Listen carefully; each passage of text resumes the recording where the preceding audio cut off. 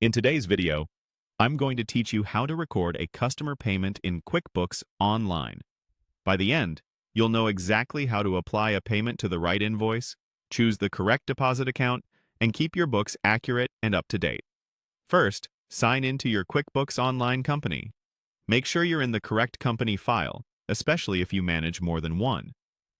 Once you're on the dashboard, look to the left-hand menu and click Create. This opens the menu of common transactions you can enter. Under the Customers section, select Receive Payment. This is the form used to record money received from a customer and to apply it to one or more open invoices. Next, choose the customer from the Customer dropdown. Picking the customer first is important because it tells QuickBooks which open invoices to display and ensures the payment is applied to the right account. Now, select the invoice or invoices the payment is for by checking the box next to each one.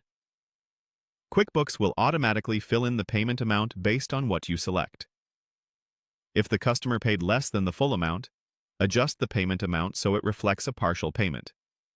If they covered multiple invoices, check each one and confirm the total matches the money you received. Choose the payment method. You can select cash, check, credit card, or other. If you're recording a check or a credit card payment, enter a reference number to help with tracking and reconciliation later. This small detail can save time when you're matching bank activity. In the Deposit to field, select where the money should go. If you take the payment straight to the bank and it will appear as a single line on your bank statement, choose the specific bank account. If you collect several payments and deposit them together, choose Undeposited Funds.